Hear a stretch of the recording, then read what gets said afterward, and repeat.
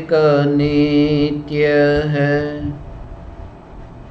आत्मा का अनुभव बस एकमात्र नित्य है।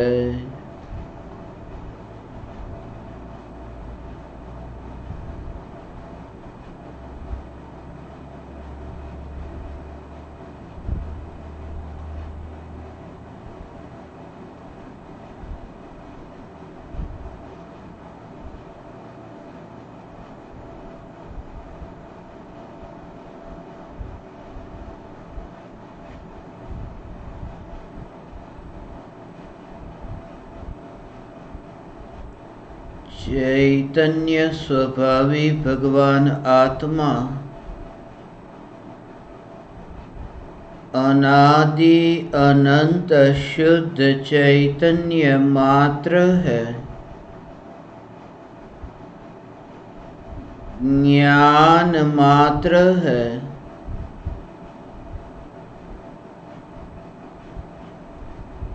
मैं शुद्ध चैतन्य मात्र,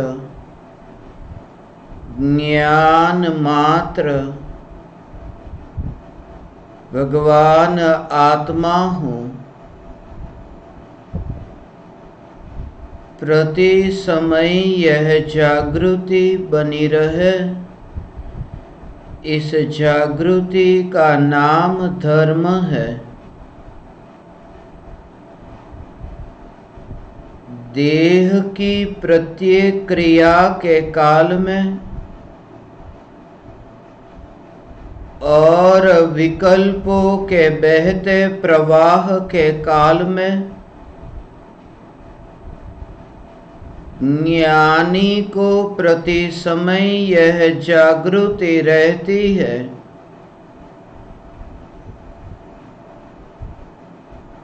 कि मैं चैतन्य तत्व इस देह की किसी भी क्रिया में और विकल्पों के बहते प्रवाह में कहीं भी मिला नहीं हूँ। ऐसा शुद्ध चैतन्य तत्व मैं हूँ।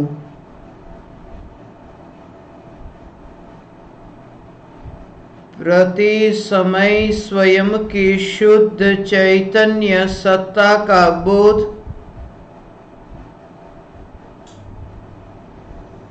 आत्म जागृति ही धर्म है।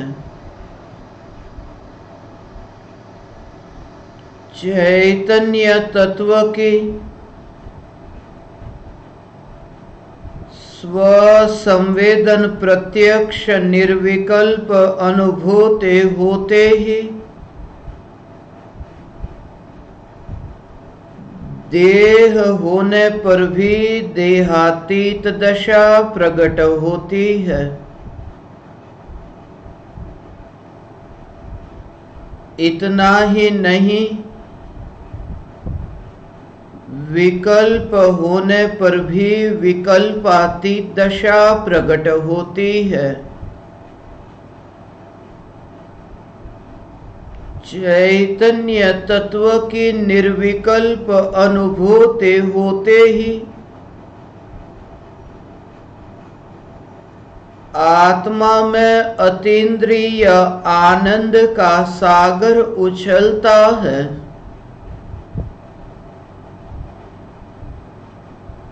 फिर भी ज्ञानी की दृष्टि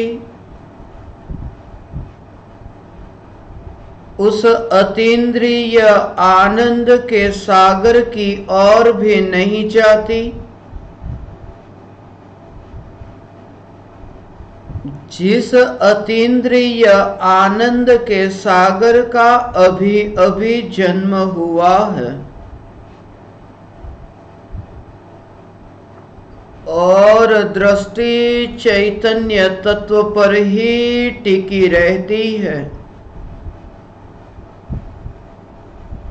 जिस चैतन्य तत्व का कदापि जन्म नहीं हुआ, यह चैतन्य तत्व ही मैं हूँ।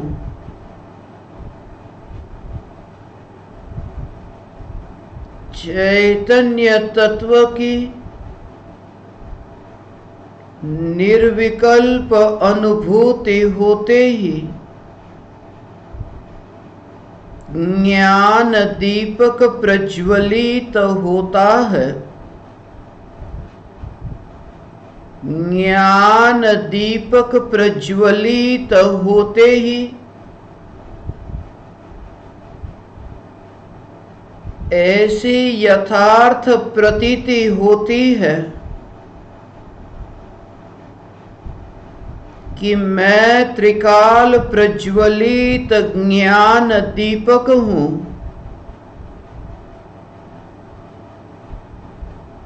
चैतन्य ज्योति की सत्ता के अतिरिक्त देह रूपी मिट्टी और रागादि विकारी भाव रूपी धुएं में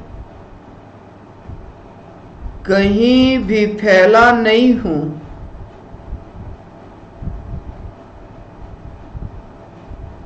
चैतन्य तत्व की निर्विकल्प अनुभूति होते ही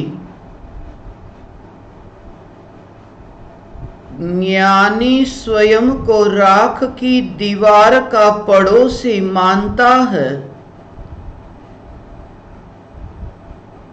और मोक्ष मार्ग का मुसाफिर जानता है।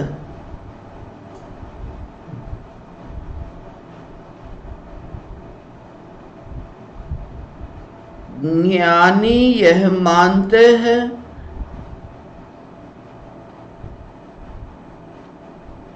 कि चैतन्य महल के पड़ोस में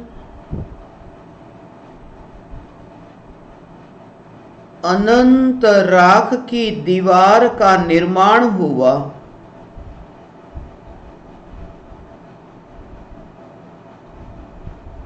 फिर भी राख का एक भी परमाणु चैतन्य महल में प्रविष्ट नहीं हुआ। आंगन में उगने वाला त्रिशूल, 3 कांटे, मोह राग द्वेष के ये कांटे चैतन्य महल में प्रविष्ट नहीं हुए। ऐसा मैं त्रिकाल सत्ता मात्र भगवान आत्मा, चैतन्य मात्र भगवान आत्मा प्रति समय यह जागृति, इस जागृति का नाम धर्म है। जागृति का नाम धर्म है, परंतु जागृति का जोर जागृति पर नहीं, जागृति का जोर जागृत पर, जो त्रिकाल जागृत है। ऐसी यह चैतन्य सत्ता, यही मैं हूं। एक समय की निर्विकल्प अनुभूति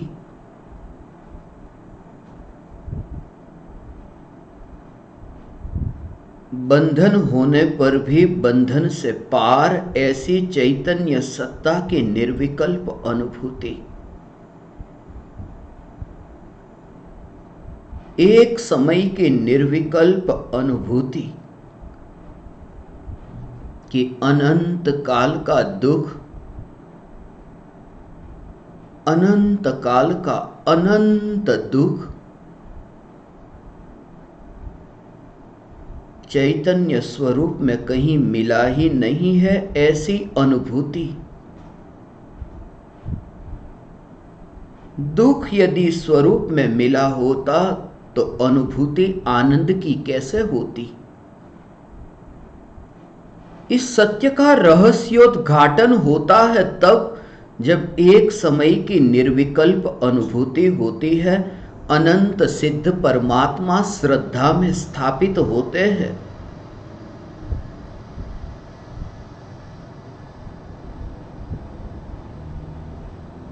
मुक्ति के लिए अनंत बार प्रयास किया, मुक्ति की प्राप्ति न हुई। जहां जहां गया वहां पर मुक्त होने के लिए प्रयास किया। बंधन और गुलामी नहीं चाहिए, मुझे मुक्ति चाहिए।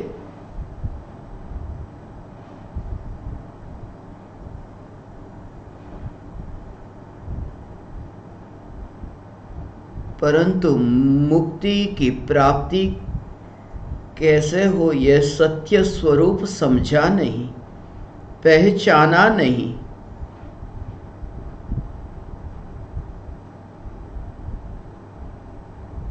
महल में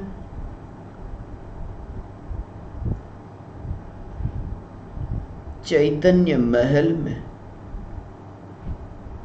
अनादि अनंत सत्ता स्वरूप में भगवान आत्मा यही मैं हूं, ऐसी यथार्थ श्रद्धा न हुई।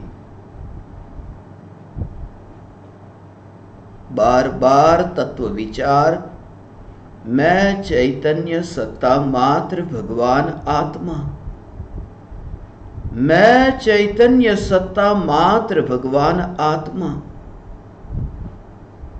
कारागृह में बंधा है, बंधन में बंधा है। जैसे कोई व्यक्ति कारागृह में बहुत सालों से सजा भुगत रहा हो, ऐसे ही अज्ञानी अनादिकाल से कारागृह में सजा भोग रहा है।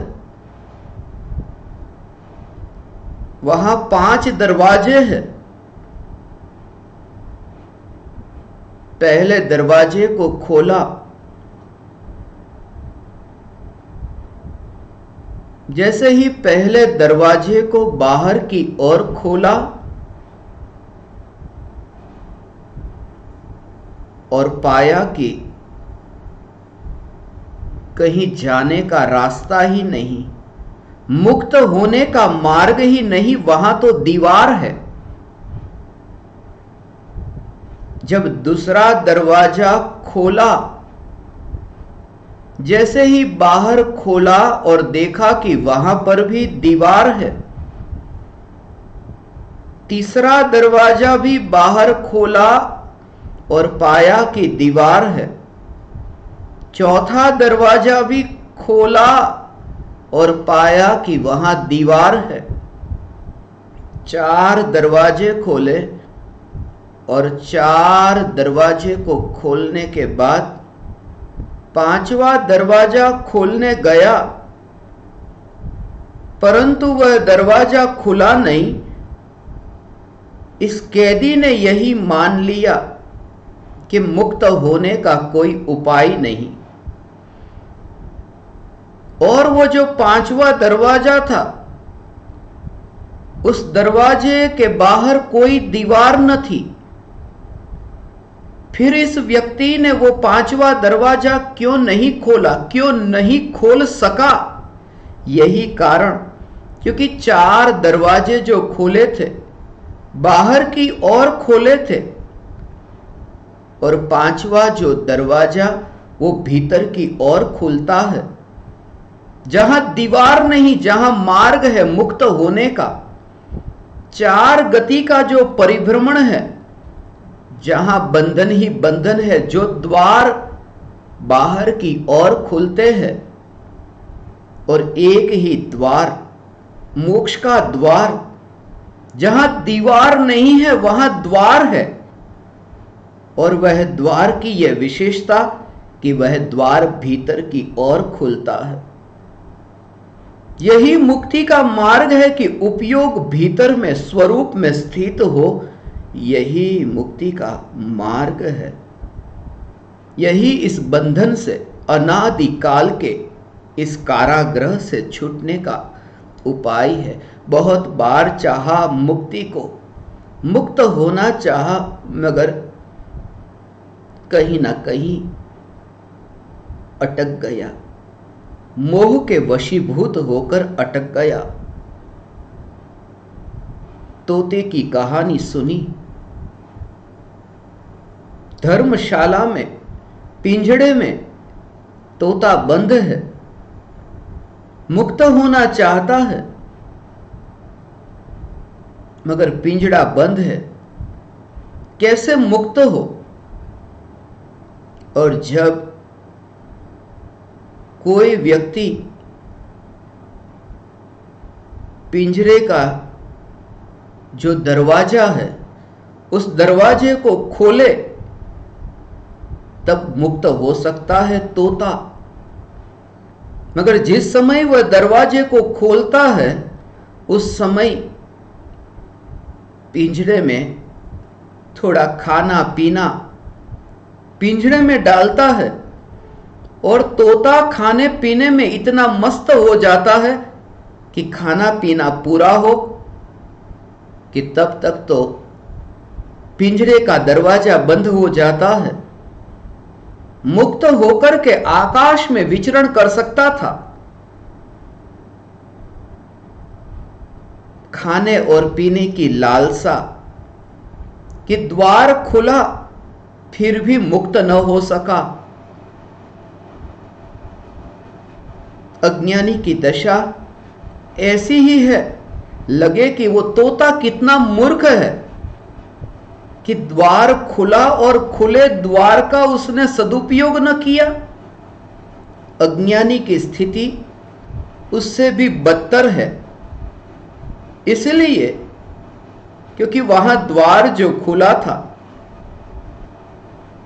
कुछ समय के लिए खुला था, और यहां क्या, यहां द्वार कुछ समय के लिए नहीं खुला, यहां तो द्वार अनादि काल से खुला है। और यदि गहराई में कहूं तो अनादि काल से द्वार खुला है यह कहना भी ठीक नहीं। यहां तो द्वार ही नहीं, तुम कभी भी मुक्त हो जाओ। बस मोह का भाव, एकत्व का भाव, तन्मयता जहां जहां गया वहां एकत्व हुआ कि यही मैं, देह ही मैं और देह के रिश्तेदार, माता पिता, भाई बहन, पुत्र पुत्री, ये चेतन, और मकान, धन, गाड़ी, ये अचेतन। चेतन और अचेतन सभी में ऐसा मोह कि यही मैं हूं, ऐसी तन्मयता कि यही मेरे है, ये मोह का ही रूप है। गुलामी अनंत काल से की, और धर्म और कुछ भी नहीं। धर्म यही कि तुम स्वतंत्र हो, स्वतंत्र हो और स्वतंत्र हो सकते हो। द्रव्य की अपेक्षा तुम त्रिकाल स्वतंत्र हो और पर्याय में स्वतंत्र हो सकते हो। पर्याय में स्वतंत्र हो सकते हो कैसे? सिर्फ यह स्वीकार हो कि जो द्रव्य स्वतंत्र है यही तो मैं हूं। इस स्वीकार का फल यह है कि पर्याय में स्वतंत्रता प्रकट होती है। अनंत काल की गुलामी, अनंत काल का अनंत दुख जिससे छुटकारा होता है। कहीं बंधन नहीं, कहीं पकड़ नहीं, किसी भी संयोग की गुलामी नहीं। यदि ये संयोग कल मेरे साथ न रहे तो ऐसी गुलामी नहीं। अनंत बार दुख सहन किया, अनंत बार भोगा है यह दुख को। माता पिता के बिना मैं कैसे रहूं, भाई बहन के बिना मैं कैसे रहूं, पुत्र पुत्री के बिना मैं कैसे रहूं, रिश्तेदारों के बिना मैं कैसे रहूं। जिसके जीवन में मित्र नहीं उसका जीवन तो बदतर है। लोग कहते हैं अब मैं कैसे जीऊं, दूसरों के बिना मैं कैसे जीऊं। यही तो संसार है, यह मान्यता ही मिथ्यात्व है कि मैं दूसरों के बिना कैसे जीऊं। मैं कैसे जी सकता हूं दूसरों के बिना? कोई ना कोई तो चाहिए, वरना दूसरों के बिना मैं जीऊं कैसे? कोई पराया तो चाहिए, उसके बिना मैं जीऊं कैसे। और ऐसा न समझे कि कोई झोपड़ी में रहता है और उसके पास इतना धन नहीं, संपत्ति नहीं, वो तो फिर मुक्त हो गया, क्योंकि उसके पास तो कोई धन संपत्ति नहीं, मगर परिवारजन तो है। कोई व्यक्ति ऐसा कि परिवार में भी जो थे सब मर गए, अकेला जीवंत रहा, अब सिर्फ झोपड़ी में रहता है, अब तो किसी की गुलामी नहीं, मगर वो व्यक्ति भी यह मानता है कि झोपड़ी के बिना जीऊं कैसे, मेरा जीवन कैसे झोपड़ी के बिना। मगर ऐसा कभी हो कि रिश्तेदार भी न हो और रहने के लिए यह झोपड़ी भी न हो, तब तो फिर मुक्ति, तब भी मुक्ति नहीं, क्योंकि वो मिथ्या मान्यता, वह मिथ्या मान्यता रहती है कि मैं दूसरों के बिना जीऊं तो जीऊं कैसे। और यह मिथ्या मान्यता किसकी, ये मेरी। पूर्व में अनंत बार मैंने यह माना, क्योंकि जब द्रव्यलिंगी मुनि हुआ, द्रव्यलिंगी मुनि रिश्तेदारों को लेकर के नहीं हुआ, द्रव्यलिंगी मुनि झोपड़ी में नहीं रहा था, फिर भी द्रव्यलिंगी मुनि ने यह माना कि दूसरों के बिना मैं जीऊं तो जीऊं कैसे। द्रव्यलिंगी मुनि और दूसरों के बिना, कौन दूसरा, शरीर अनंत परमाणु का ये पिंड, उसके बिना जीऊं तो मैं जीऊं कैसे, शरीर के बिना मेरा जीवन कैसे।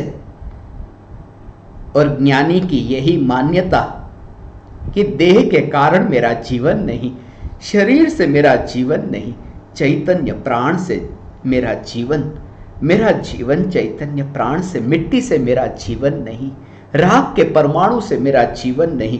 प्रति समय यह जागृति, यह बोध कि शरीर के परमाणु के कारण मेरा जीवन नहीं, प्रति समय यह जागृति,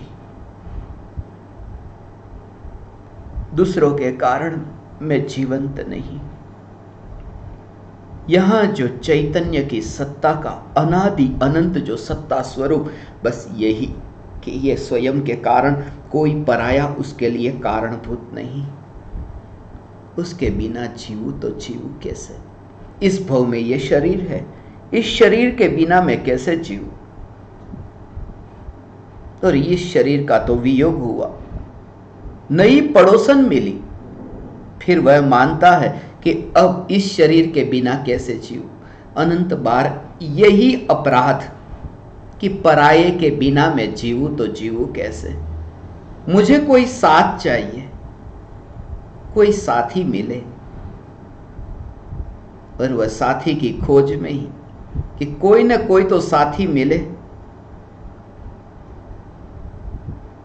नरक में भी गया, तिर्यंच में भी गया, मगर पड़ोसन तो मिली, जहां गया वहां पड़ोसन मिली, और पड़ोसन के साथ में छेड़खानी की, पड़ोसन के साथ सजा भुगतनी पड़ी।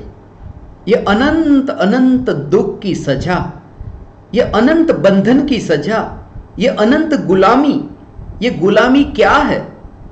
छेड़खानी, खिड़की से पड़ोसन के साथ में छेड़खानी, बाहर भी नहीं निकला फिर भी ये छेड़खानी, खिड़की पर रह करके ये छेड़खानी, कि ज्ञान की खिड़की से ये जाना कि ये पड़ोसन, और ये माना कि ये मेरी। बस इसी अपराध का परिणाम, यही वृत्ति, जिस वृत्ति का नाम साथ वाली वृत्ति है, यही साथ वाली वृत्ति, यह पराधीन वृत्ति। संयोग का होना यह परतंत्रता नहीं, यह गुलामी नहीं। संयोग तो हो, संयोग में जब एकत्व होता है तब संयोग साथ में रूपांतरित हो जाता है।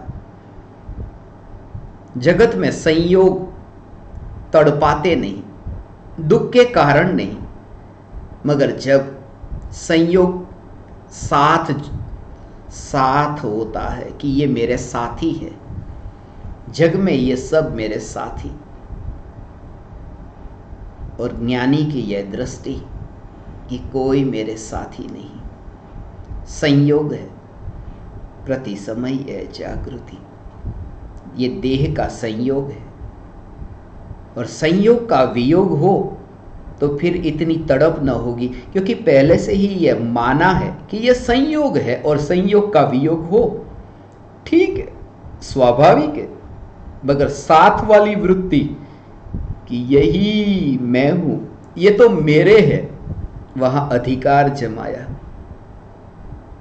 और इसी का परिणाम ये अनंत दुख पाया। प्रति समय जागृति। हे ज्ञान दीपक, ये जो बोध है, ये बोध, ये अमूल्य तत्व विचार, ये अनमोला बोध कि कभी भी किसी की भी तुम गुलामी मत करना, परतंत्र न होना, पराधीन न होना। मुक्ति का मार्ग स्वतंत्र है, क्योंकि मुक्ति स्वतंत्र है। मुक्ति स्वतंत्र हो तो मुक्ति के मार्ग में बंधन कैसे हो सकता है? क्योंकि मुक्ति के मार्ग में वो स्वतंत्रता का रस चखा कि तभी तो मुक्ति की और यात्रा प्रारंभ हुई। यदि प्रारंभ में ही बंधन और गुलामी का एहसास हो तो फिर उस मार्ग पर यात्रा कौन करे? यह मानकर कि आगे जाकर सुख मिलेगा। लोग कहते हैं शुरुआत में कष्ट सहन करो, आगे जाकर के शांति मिलेगी। ज्ञानी कहते हैं जिसका पहला कदम दुख से भरा है, उसके फल में जो गंतव्य है वह भी दुखरूप ही होगा। मोक्ष सुखरूप है, इसलिए मोक्ष का पहला चरण जहां से मोक्ष मार्ग का शुभारंभ होता है वह भी आनंद से भरा। इसलिए तो चौथे गुणस्थान में प्रवेश हुआ कि अतीन्द्रिय आनंद प्रकट हुआ।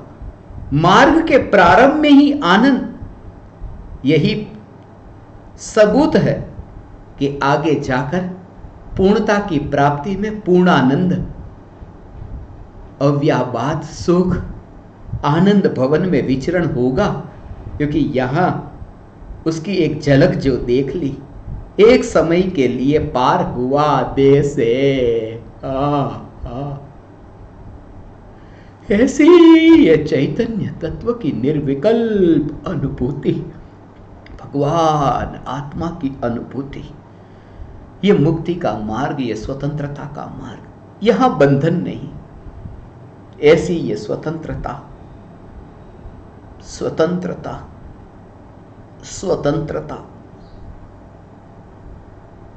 और जिसने स्वतंत्रता का अनुभव किया, जिसने मुक्ति को भोगा है, वो कदापि न चाहेगा कि दूसरा बंधन में बंधे। यही तो पहचान है सद्गुरु की। सद्गुरु ये नहीं कहते तुम मेरे बंधन में बंधो। जो खुद दुखी है वो चाहेगा दूसरा भी दुखी हो, क्योंकि उसे स्वयं को ही सुख का अनुभव नहीं, वो दूसरे को सुख का मार्ग कैसे बताए। और ज्ञानी ने स्वतंत्रता का अनुभव किया, यही भावना पाते हैं कि तुम भी स्वतंत्र हो, तुम भी बंधना मत। साथ वाली वृत्ति पराधीन वृत्ति है, साथ में ही जिएंगे, साथ में ही मरेंगे। ये वृत्ति अत्यंत दुखदायक है, जो हो ही नहीं सकता। सभी का आयुष्य अलग अलग, कैसे साथ जिए, कैसे साथ मरे, कर्म के उदय सभी के अलग अलग। ये तो उदय का परिणाम है। सिर्फ जागृति, जागृति सिर्फ इतनी कि किसी भी संयोग वियोग की स्थिति में यह जागृति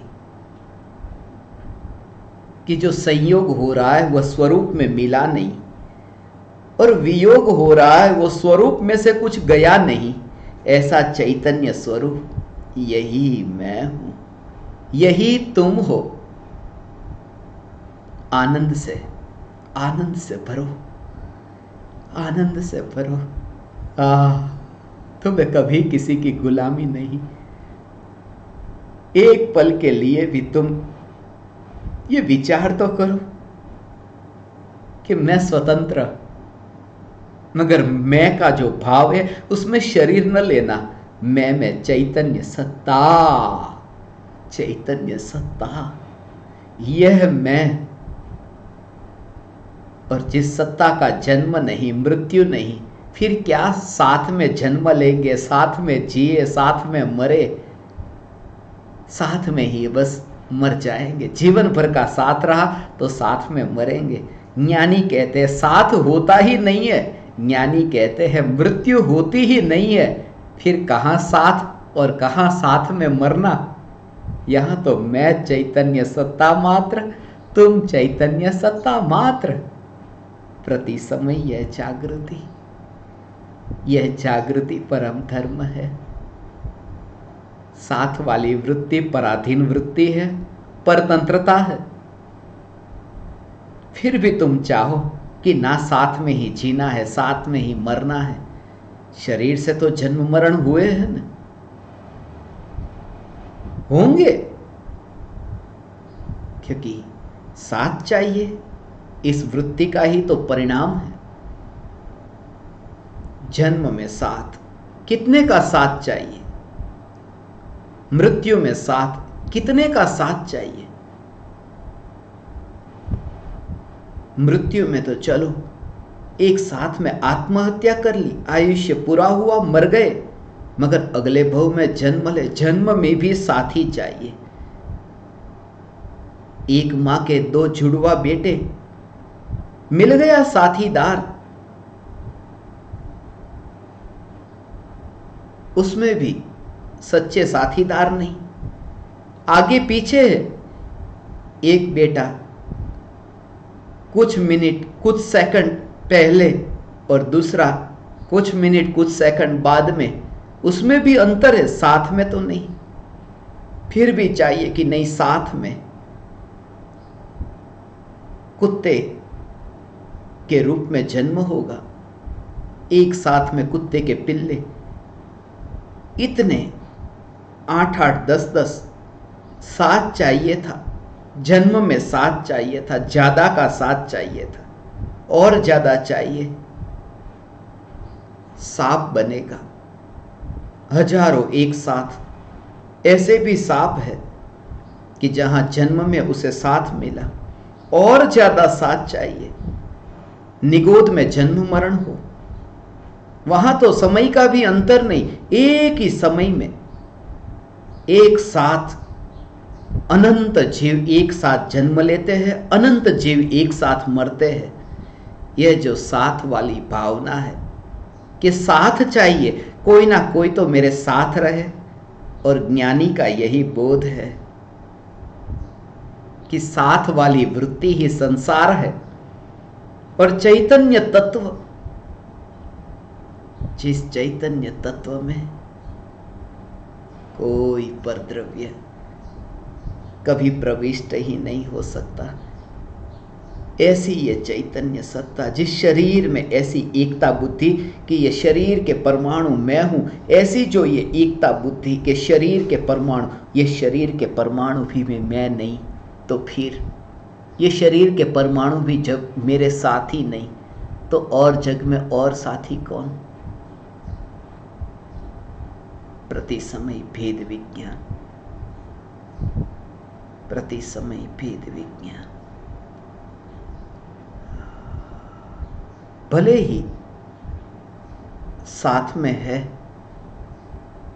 मगर भेद तो हो, ज्ञान में यह भेद तो हो। ये पुद्गल की जब मैं रचना को देखता हूं, एक साथ होते हैं, फिर भी भेद कैसे हो जाता है? कैसी सहज ये व्यवस्था है। देह की रचना को देखता हूं, यही विचार आता है, कैसा भेद। वैसे देखना चाहो तो देख न सको कि ये अलग अलग कैसे हो गया, मगर शरीर की रचना ही ऐसी, भेद हो जाता है। खाने के लिए जो मुंह है वो मुंह, और पीने के लिए जो मुंह है, दोनों के लिए अलग अलग मुंह नहीं, एक ही मुंह, जहां से भोजन अंदर डाला वहीं से ही पानी अंदर डाला। मगर शरीर की रचना तो देखो, अंदर एक साथ रहे, फिर भी मूत्र अलग होकर के निकला, मल अलग होकर निकला, भेद होकर के निकला। मूत्र और मल ये दोनों भेद होकर के निकले। ये शरीर की व्यवस्था को जब देखता हूं, शरीर में ऐसा भेद हो सकता है, मिली जुली ऐसी पानी और भोजन, उसमें ऐसा भेद हो सकता है। ये शरीर की रचना को देखता हूं तो हे अनंत ज्ञान के धनी, तेरे ज्ञान में ये भेद क्यों नहीं हो सकता कि तू चैतन्य और देह के परमाणु तू नहीं। बस इतना भेद जानना ही धर्म है, ये भेद विज्ञान ही धर्म है। शरीर की रचना मुझे भेद विज्ञान सिखाती है। यदि तुम सीखना चाहो तो मलिन देह से भी बहुत कुछ सीख सकोगे, और न सीखना चाहो तो तीर्थंकर परमात्मा की दिव्य ध्वनि सुनने जाओ तो भी नहीं समझोगे, नहीं सीखोगे। तुम कैसे हो ये महत्वपूर्ण है। किसी भी अवस्था के काल में यह जागृति की बस परतंत्रता नहीं, गुलामी नहीं, किसी की भी गुलामी नहीं। और जब मैं तुमसे कहूं किसी की भी गुलामी नहीं, जब ये तुमसे कहा कि शरीर की भी गुलामी नहीं, फिर गुरु तो और भी दूर है। गुरु का शरीर तो और भी दूर है, गुरु का आत्मा तो और भी दूर है। थोड़ा कठोर लगे मगर सत्य तो यही है कि गुरु की भी गुलामी नहीं, गुरु की गुलामी नहीं। वहां पर भी ठोकर खाना हो सकता है। यदि यही गुरु मुझे चाहिए, ये जड़ता पकड़ ली, गुरु में भी यदि पकड़ हो गई तो मुक्ति के मार्ग में प्रवेश करने से वंचित रहना पड़ सकता है। यही गुरु मुझे चाहिए। गुरु की मृत्यु हुई, अब तुम जीद पकड़कर बैठे, मुझे तो यही गुरु चाहिए। अब वो गुरु तुम्हारे पास आने वाले नहीं और तुम जीद पकड़कर बैठे। यह भी एक पकड़ है, किसी पराये की पकड़। इसलिए एक परम कृपालु देव श्रीमद राजचंद्र जी, पूज्य गुरुदेव श्री कांजी स्वामी, जिन्होंने स्वरूप पर जोर दिया, व्यक्ति पर नहीं, क्योंकि व्यक्ति ये परतंत्रता है, व्यक्ति पर है और स्वरूप तो यहां है, जैसा है ऐसा यहां है। व्यक्ति का वियोग हो सकता है, स्वरूप का वियोग नहीं होता। व्यक्ति आता है, व्यक्ति जाता है, स्वरूप आता नहीं, जाता नहीं। स्वरूप है, यही तो मैं हूं। यह जागृति, किसी की भी गुलामी नहीं, परतंत्रता नहीं। यही गुरु चाहिए। गुरु तो यही तुमसे कहते हैं कि नहीं, तुम मेरी पकड़ भी छोड़,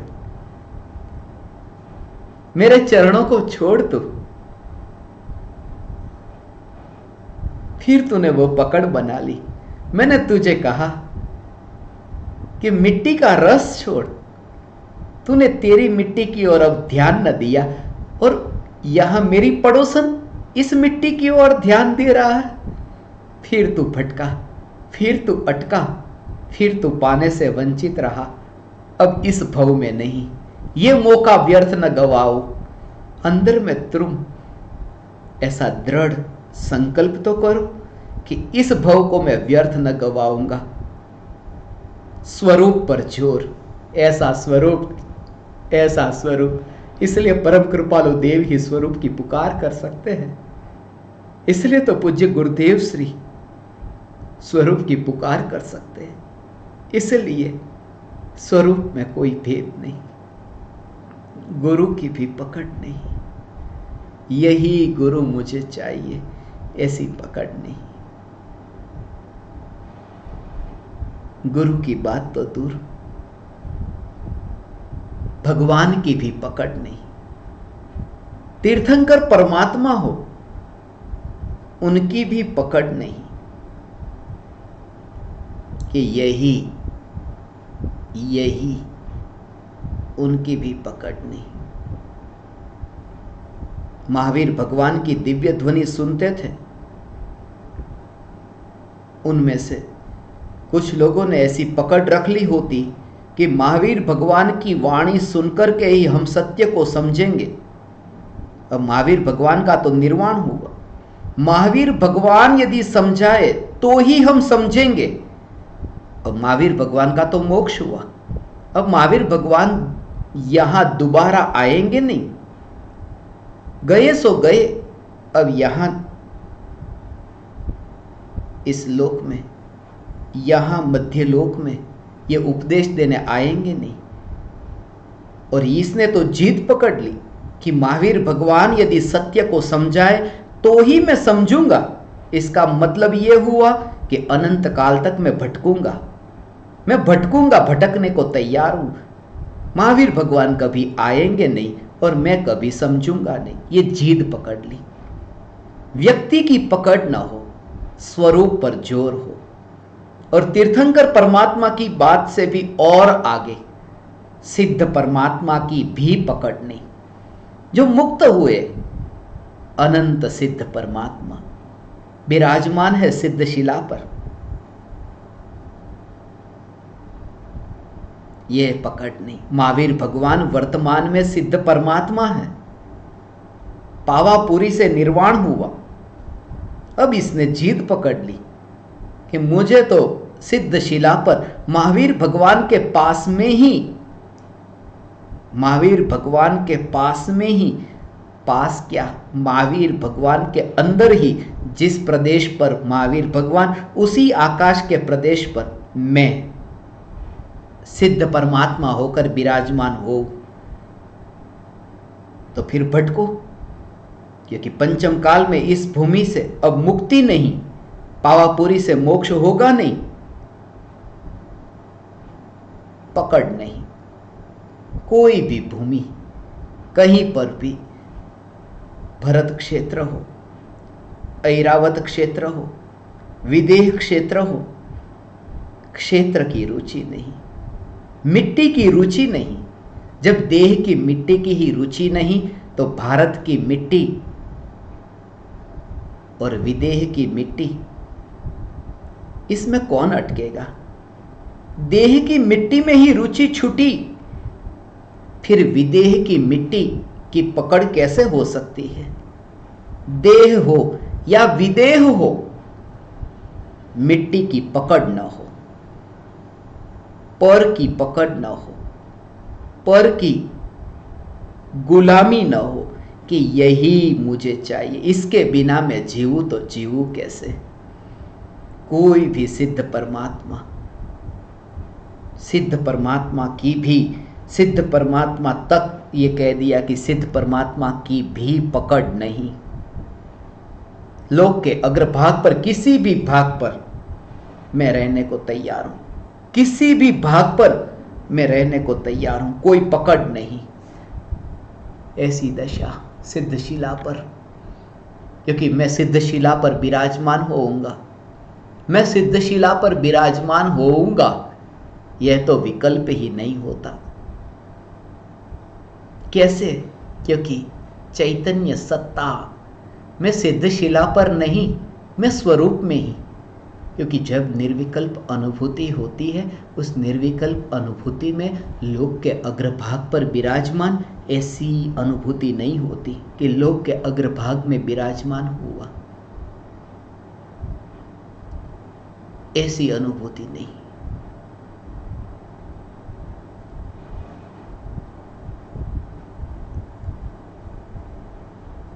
स्वरूप चैतन्य सत्ता, चैतन्य सत्ता मात्र। इसलिए ये कहा मोक्ष महल है, मोक्ष महल की इतनी महिमा नहीं, चैतन्य महल की महिमा। मोक्ष महल का जन्म है, मोक्ष महल की मृत्यु है। हर प्रति समय यह जागृति कि मोक्ष महल का जन्म और मोक्ष महल की मृत्यु, प्रति समय यह जागृति। और मैं चैतन्य महल, जिसका जन्म नहीं, जिसकी मृत्यु नहीं, जिसके आश्रय से चैतन्य महल में मैं ऐसी श्रद्धा होने पर मोक्ष महल प्रकट होता है। मोक्ष महल का जन्म मृत्यु, क्योंकि मोक्ष महल पर्याय है, पर्याय का जन्म, पर्याय की मृत्यु। किसी की गुलामी न करो, किसी का साथ मुझे नहीं चाहिए। इसके बिना क्या होगा? यदि ये व्यक्ति मेरे साथ न रहा तो क्या होगा? पति मेरे साथ न रहा तो क्या होगा? तड़पना पड़ेगा। वियोग तो होने ही वाला है, मगर तड़पना पड़ेगा। और सदगुरु की यही पुकार है। द्वेष नहीं कराते कि पत्नी के साथ, परिवारजनों के साथ तुम रहो और उन्हें बात बात में उनके साथ झगड़ा करो। जा, तेरे बिना भी मेरा जीवन है, जा, तू नहीं है तो भी मेरा काम नहीं अटकेगा। ये बोलने की बात नहीं, अंदर में श्रद्धा में ये श्रद्धा का जोर ऐसा कि मेरा जीवन जो है, जिसमें कोई पराया कारण नहीं, मैं स्वतंत्र हूं, ये श्रद्धा में हो। और बाहर में अपनी अपनी भूमिका अनुसार प्रेम से, वात्सल्य से ऐसा जीवन हो, मगर अंतर में यह श्रद्धा एक समय के लिए भी छूटे नहीं। जहां जहां अपनी अपनी भूमिका में यथा योग्य जिस प्रकार से व्यवहार हो, यथा योग्य व्यवहार हो, सिर्फ इतना कि उसमें एकत्व न हो, एकाग्रता हो मगर एकत्व न हो। कोई भी कार्य तुम करो, कार्य करते समय भूमिका अनुसार यथा योग्य कार्य करना। यहां अभी मेरा कोई भी नहीं, ये घर तो मेरा है ही नहीं, तो अब घर की सफाई मुझे करने की जरूरत नहीं, ऐसा नहीं। बिल्कुल ध्यान से वो घर की सफाई करेगा, पूरी एकाग्रता से, कंसंट्रेशन के साथ में वो वहां पर सफाई करेगा, मगर अंतर में ये मान्यता कि ये घर मेरा नहीं। और ये श्रद्धा हो सकती है। ये श्रद्धा कोई कहे कि ऐसा कैसे, कि जिस घर की इतनी एकाग्रता से वो सफाई कर रहा है और ये माने कि ये घर मेरा नहीं। जिस कपड़े को वह धो रहा है, कपड़े को धो रहा है, मगर ये माने कि ये कपड़े मेरे नहीं। स्नान करता है, साबुन लगाता है, इतना ध्यान से साबुन लगाता है, फिर भी ये माने कि ये शरीर नाम का ये कपड़ा ये मैं नहीं। क्योंकि अज्ञानी ने ये दोनों भेद को समझा नहीं। एकाग्रता से कार्य करना ये अलग बात है और उसमें एकत्व होना ये अलग बात है। एकत्व होने में वहां सुख बुद्धि, वहां मान्यता में ऐसा है कि मेरा कुछ है। एकत्व हुआ कि मेरा कुछ है और एकाग्रता से कार्य हो। जैसे कोई डॉक्टर है, डॉक्टर अपनी भूमिका में वो ऑपरेशन कर रहा है, ऑपरेशन करेगा तो वो मरीज की चमड़ी को काटता है और गहराई से उसमें चाकू लगाता है, एकाग्रता से शरीर के एक एक अंग को अलग करता करता वो पूरी एकाग्रता से वहां वो कार्य कर रहा है। एकाग्रता से कार्य कर रहा है, फिर भी यह मान्यता में कि यह मरीज है, वो मेरा कोई रिश्तेदार नहीं, उससे मेरा कोई संबंध नहीं, वो मैं नहीं, उसमें मेरा कोई स्वरूप, मैं उसमें कहीं फैला नहीं। वो बचे तो मेरा कुछ बच गया, वो मरे तो मेरा कुछ मर गया, ऐसी मान्यता नहीं। इलाज करता है एकाग्रता से, मगर एकत्व नहीं कि ये मैं, ये मेरा। एकाग्रता होना ये अलग बात है, एकत्व होना ये अलग बात है। काम वाली बाई है, रसोई घर में रोटी बनाती है, रोटी जल न जाए पूरी सावधानी से रोटी बनाती है, जितनी रोटी वो बना रही है, कितने घर में काम करने जाती है, एक घर में 6 रोटी बनाई, दूसरे घर में 4 रोटी बनाई, तीसरे घर में 10 रोटी बनाई। अब कितने घर में वो रोटी बनाने जाती है, मगर जब वो रोटी बनाती है, तवे पर रोटी रखी है, रोटी को वह इधर से उधर, उधर से इधर घुमाती है, पूरी ध्यान से, पूरे ध्यान से, एकाग्रता से, मगर मान्यता क्या कि ये रोटी मेरी नहीं, मैं तो यहां काम कर रही हूं, बस रोटी की मालिक मैं नहीं। बिना मालिक माने एकाग्रता से काम हो, व्यवहार ऐसा योग्य हो, बस सिर्फ इतना कि इसमें मोह का भाव, ये मैं हूं ऐसी मान्यता न हो। यही धर्म है। इस भूमिका में जहां रहे शरीर की स्थिति किसी भी प्रकार की, मगर अंतर में लापरवाही, ये मैं नहीं कह रहा कि लापरवाह होना, मैं सिर्फ इतना कहता हूं कि पूरी सावधानी के साथ में व्यवहार हो और उसमें यह मान्यता हो कि ये मैं नहीं, इसमें मेरा मालिकी पना नहीं कि मैं कहीं इसमें मालिक हूं। एकाग्रता से गिने। बैंक में कैशियर है, भले ही ये मानता है कि धन मेरा नहीं, अब जब धन मेरा है ही नहीं तो कैसे भी गिनती करो, 99 नोट है या 101 नोट है, क्या फर्क पड़ता है जब मेरा है ही नहीं तो। मगर वो ऐसा नहीं करता, मान्यता में ये मानता है कि ये मेरा नहीं, फिर भी एकाग्रता से वो गिनता है। कॉन्सेंट्रेशन और अटैचमेंट ये दोनों अलग अलग है। अटैचमेंट ये अलग है और कॉन्सेंट्रेशन अलग है। ए और सी के बीच में भेद जानना, और वो भेद बहुत महत्वपूर्ण है। भेद बहुत महत्वपूर्ण है। ये भेद जब भी मैं अटैचमेंट और कॉन्सेंट्रेशन, ये 2 शब्दों को जब मैं पढ़ता था और जब मैं एबीसीडी पढ़ता तो एबीसीडी में मुझे यही स्मरण में आता, भेद। अटैचमेंट अलग है, कंसंट्रेशन अलग है, दोनों के बीच में भेद जानो। ए अलग है, सी अलग है, भेद जानो, क्योंकि बीच में बी है, भेद का बी है वहां, भेद ज्ञान का बी बीच में है। इसलिए भूमि का अनुसार यथा योग्य व्यवहार हो, ये बात अलग है। और उसमें जागृति और कुछ भी नहीं, जागृति यही कि यह मैं नहीं, यह मेरा नहीं, जो भी परद्रव्य, जो भी पर्याय, इसमें एकत्व नहीं, अटैचमेंट नहीं, यह जागृति परम धर्म है। तड़पना न पड़ेगा प्रत्येक घटना के काल में, यह जागृति, और यह जागृति ज्ञानी को रहती है सदा काल। पकड़ नहीं, अटैचमेंट नहीं, मुझे गुरु यही गुरु चाहिए नहीं, गुरु का रस नहीं। जहां से भी सत्य मुझे प्राप्त हो, जहां से भी मुझे सत्य की, चैतन्य की पुकार सुनने को मिले, मैं सुनूंगा।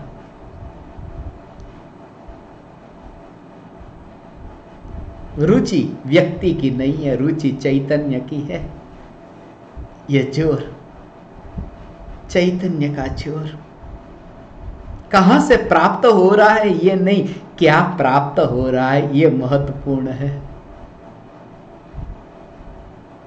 इसलिए तो यदि ऐसी बीमारी हो, दवाई नहीं मिल रही है, यदि कोई मरीज ये जिद पकड़ करके बैठे, ऐसा रिजिड हो जाए कि नहीं मैं तो मुंबई की दवाई ही लूंगा, दिल्ली की दवाई मैं नहीं लूंगा। अब मुंबई में ढूंढा कि मुंबई में दवाई मिलती ही नहीं है, और इसने जिद पकड़ ली कि मिलेगी तो मुंबई से ही लूंगा, दिल्ली की दवाई नहीं लूंगा। वो दवाई दिल्ली में मिल रही है, मगर वो पकड़ के कारण वो मरेगा, और वहां तो एक बार मरेगा। यहां तो ऐसा है कि पकड़ के कारण चैतन्य की पुकार मुझे इनसे ही सुननी है, बस इस पकड़ के कारण अनंत जन्म मरण होंगे। इसलिए ये जड़ता नहीं कि मुंबई की दवा, दिल्ली की दवाई, उमराला की दवाई, भावनगर की दवाई, दवाई में पकड़ नहीं ऐसी कि ये दवाई यहां से ही होनी चाहिए, ऐसी पकड़ नहीं कि मुझे इस जगह से मिले तो ही मैं खरीदूं। बस मेरी बीमारी से छुटकारा हो, ये संसार परिभ्रमण की बीमारी से छुटकारा हो, बस चैतन्य की पुकार। दवाई तो दवाई होती है, दवाई में कहां भेद। अब क्रोसिन नाम की दवाई है, अब वो क्रोसिन तुम मुंबई से लो या दिल्ली से लो, दवाई तो दवाई है। दवाई यहां की और वहां की ऐसी नहीं होती। बाहर के मामले में तो तुम कभी ऐसी भूल नहीं करते, जहां से मिली दवाई ले लो। भारत से दवाई लेकर परदेश जाते हैं, परदेश जाकर ये जड़ता नहीं पकड़ते कि नहीं मैं परदेश में हूं तो मैं परदेश की ही दवाई लूंगा। नहीं, विकल्प ही नहीं आता। यहां से दवाई लेकर गए, परदेश गए, ठीक है मुझे पता है इस दवाई से मेरी बीमारी दूर होने वाली है, बस मैं लूंगा। विकल्प ही नहीं आता भारत की या परदेश की। बीमारी दूर हो रही है ना, और परदेश की हो या भारत की हो, वो भी विकल्प ना आए कि नहीं ये तो भारत की बनी दवाई नहीं है, मैं नहीं लूंगा, ये तो परदेश की बनी है। नहीं, जहां से भी मिले मेरी बीमारी मिटे। ये तो पुकार विदेह क्षेत्र की, महाविदेह क्षेत्र की, सिमंदर भगवान की पुकार। नहीं, मुझे तो नहीं चाहिए, मुझे तो अभी यहां की पुकार चाहिए। यहां तो तीर्थंकर परमात्मा है नहीं, अब तुम तो यहां के परमात्मा की पुकार सुनना चाहते हो, तो वो जड़ता हुई। जड़ता से छुटकारा व्यक्ति की पकड़ के कारण ऐसा होगा, व्यक्ति की पकड़ नहीं, स्वरूप पर जोर। और स्वरूप पर जोर होगा तो गुरु का मोक्ष, कैसे भी गुरु की स्थिति कैसी भी हो,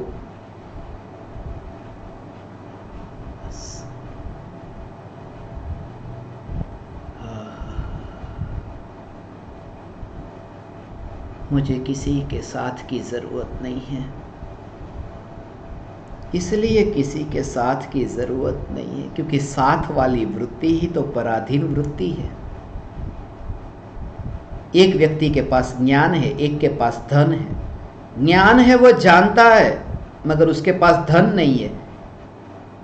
क्या इन्वेस्ट करे, रोके तो क्या रोके, रोकाण करने के लिए कुछ भी नहीं। और एक व्यक्ति के पास में धन है मगर ज्ञान नहीं, दोनों एक दूसरे की खोज में है मगर परतंत्र है। एक के बिना दूसरे का काम नहीं चलता। एक समय के लिए भी ऐसा झटका न लगे कि कल यदि ये व्यक्ति मेरे साथ नहीं तो मेरा कोई काम अटक गया। और यहां तक मैंने कहा कि व्यक्ति में माता पिता भाई बहन पुत्र पत्री नहीं, ये कहा कि सद्गुरु भी, अरिहंत भी, सिद्ध भी, उनकी भी पकड़ नहीं। स्वरूप पर जोर। और जब स्वरूप पर जोर होगा तो ऐसी मुक्ति का आनंद, स्वतंत्रता का आनंद, क्योंकि दुख था वो बंधन का ही तो दुख था।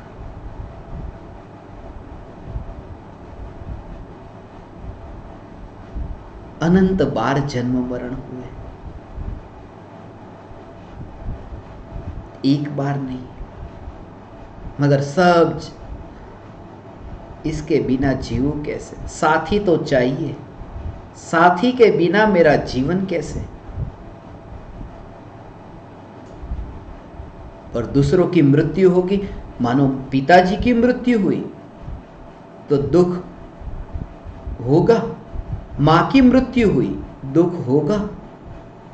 मगर सबसे ज्यादा जो दुख है वो स्वयं की मृत्यु का, क्योंकि पिताजी की मृत्यु में तो पिताजी का वियोग, मां की मृत्यु में मां का वियोग। गाड़ी चली जाए, कोई चोरी करके ले जाए तो एक गाड़ी का वियोग, तिजोरी में पड़ा धन यदि कोई ले जाए तो धन का वियोग। और मृत्यु क्या है? मृत्यु अर्थात एक साथ सभी का वियोग, माता पिता पुत्र पत्नी परिवार रिश्तेदार जड़ चेतन सब। जब एक एक संयोग का वियोग में इतनी पीड़ा होती थी तो स्वयं की मृत्यु के काल में कितनी पीड़ा होगी। ये मौत, स्वयं की मौत कितनी पीड़ा पहुंचाती है। दूसरे की मौत पीड़ा नहीं पहुंचाती उतनी जितनी स्वयं की मौत पीड़ा पहुंचाती है। और स्वयं की मौत भी पीड़ा नहीं पहुंचाती। मौत पीड़ा नहीं पहुंचाती, मोह पीड़ा पहुंचाता है। क्योंकि मौत तो ज्ञानी को भी होती है, मृत्यु होती है, मगर मोह नहीं है। इसलिए वहां ये दुख नहीं कि अरे मैं मर गया। इसलिए कोई मौत मुझे दुखी न करेगी, सहजता जड़ता नहीं। इसलिए तो ज्ञानी की वो सहज दशा, मृत्यु आ जाए तैयार, और लाखों बरस यहां जीना पड़े तैयार। परतंत्रता नहीं, गुरु के साथ में ही मेरा मोक्ष हो। गुरु के साथ, गुरु जब मोक्ष में जाएंगे तभी मुझे मोक्ष हो। गुरु के पहले मैं मोक्ष न जाऊंगा। गुरु के पहले मोक्ष न जाओगे। अब तुम्हारे गुरु, जरा विचार करो, तीर्थंकर होंगे, तीर्थंकर होंगे तो इतनी सालों तक यहां रहेंगे।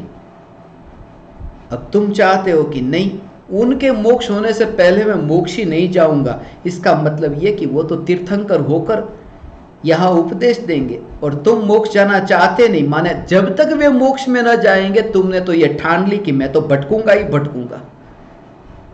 और ज्ञानी ये कहते हैं कि वो मोक्ष में जाए और फिर मैं मोक्ष में जाऊं, ये भी पकड़ छोड़। इसलिए तो ये कहा, गुरु रैया छदमस्त। गुरु अभी छदमस्त रह जाए तो भी शिष्य केवल ज्ञान को प्राप्त हो जाता है। ये गुरु से भी आगे बढ़ गया। क्या गुरु का अनादर कर दिया? नहीं, गुरु की पुकार को उसने यथार्थ रूप से समझकर जीवन में अपना लिया कि गुरु के कारण ही, गुरु जब तक यहां रहे तब तक मैं यहां रहूं, ये पकड़ उसने छोड़ दी। ये पकड़ का छूट जाना, सिर्फ बस औषधि मिल गई गुरु से, ये पुकार सुनने को मिली। धन्य भागी, धन्यवाद देना, ये धन्यवाद देना, ये पुकार जो सुनने को मिली। और धन्यवाद यदि तुमने नहीं भी दिया तो भी पुकार का अनादर नहीं होगा। अभी तुम्हारा काल नहीं पका, तुम्हें अभी ये ठीक न लगा, ठीक है, कोई बात नहीं। मगर चैतन्य तो जो स्वरूप है वो स्वरूप तो स्वरूप ही है। स्वरूप में कोई फर्क नहीं पड़ेगा। कपड़े की दुकान में बहुत सारे कपड़े हैं। अब एक व्यक्ति ने एक कपड़े को चुन लिया और बाकी सब कपड़े को नहीं चुना। जो बाकी कपड़े को नहीं चुना, इसका अर्थ ये नहीं कि बाकी सब कपड़े हैं बस वो सब खराब, वो सब कपड़े को जला दो क्योंकि उसने चुने नहीं। कोई न चुने उसके कारण वो जो स्वरूप है, उस स्वरूप में क्या दोष आता है? वे सब कपड़े दाग वाले नहीं हो जाते, इसने नहीं चुने इसलिए। ऐसे ही यदि कोई स्वरूप का चुनना, स्वरूप की श्रद्धा न करे, एकत्व न करे, तो स्वरूप में दाग नहीं लग जाता। स्वरूप तो यही है, जैसा है ऐसा है। पकड़ न हो, किसी की पकड़ न हो, आनंद भोगेंगे। और यही तो धर्म का सार है। मृत्यु की घड़ी में यही तो तुम्हें बोध है कि पकड़ न हो, किसी की भी पकड़ न हो। इसलिए तो ये कहा परतंत्रता नहीं। इसलिए तो मुनि की स्वतंत्रता देखो, स्वतंत्रता।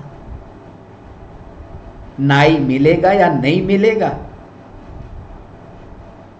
नहीं मिलेगा तो क्या होगा? इतनी हिंसा हो रही है, बालों में भी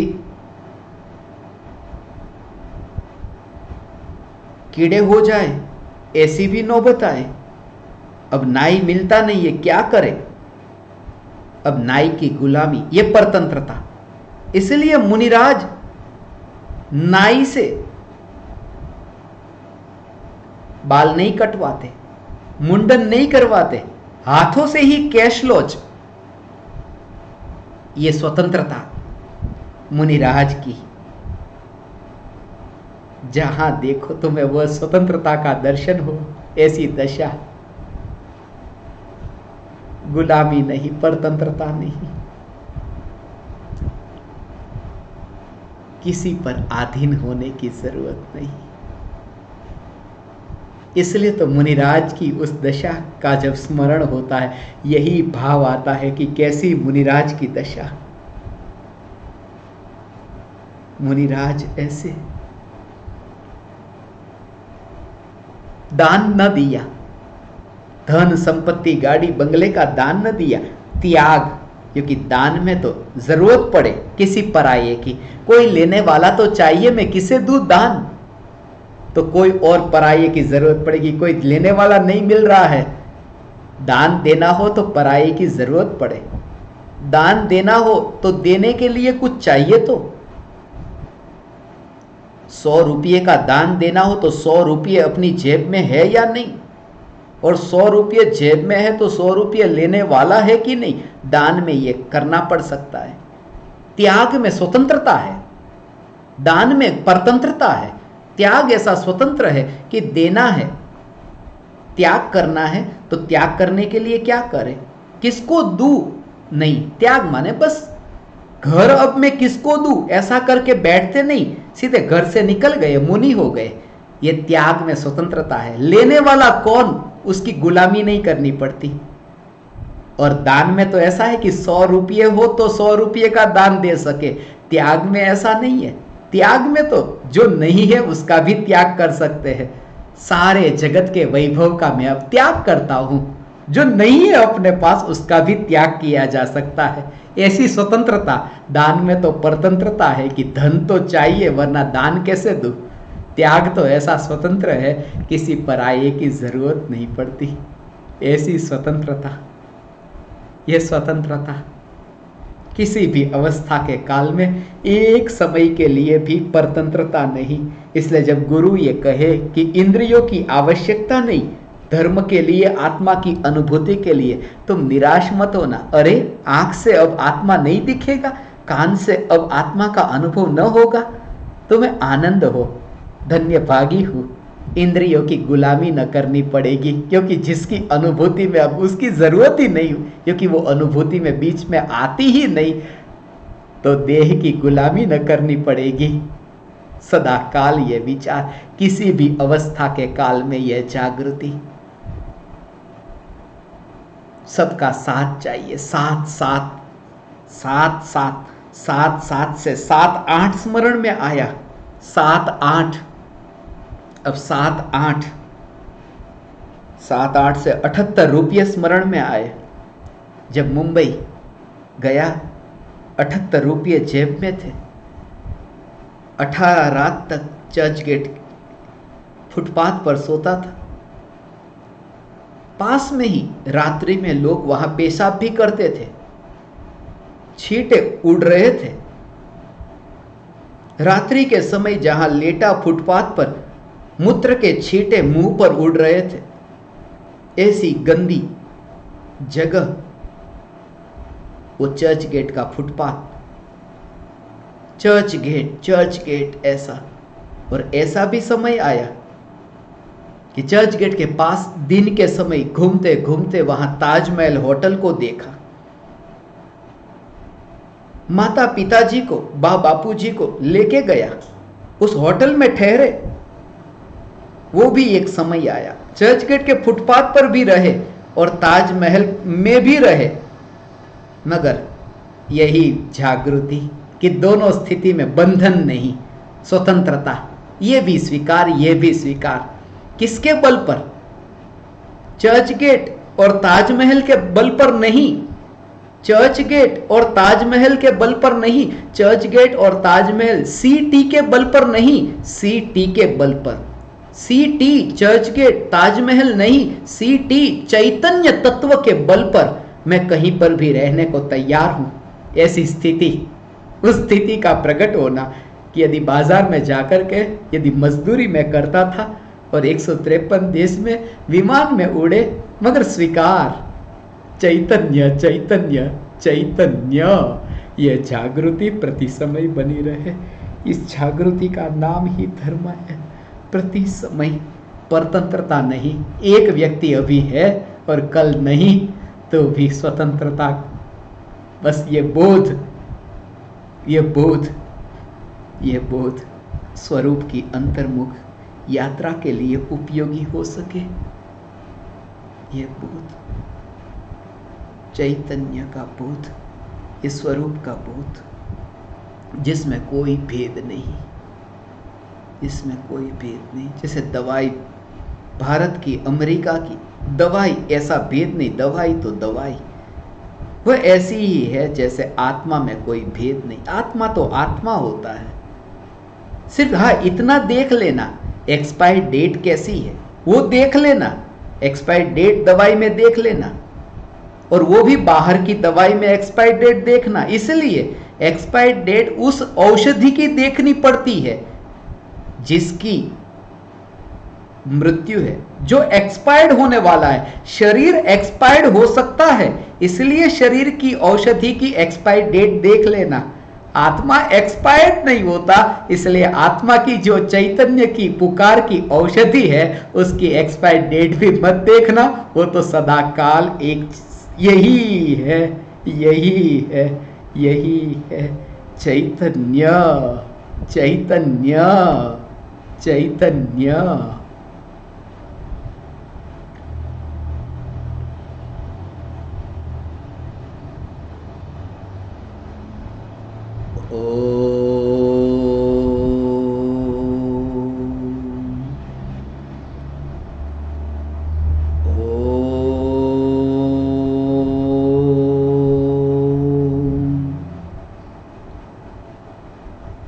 ओ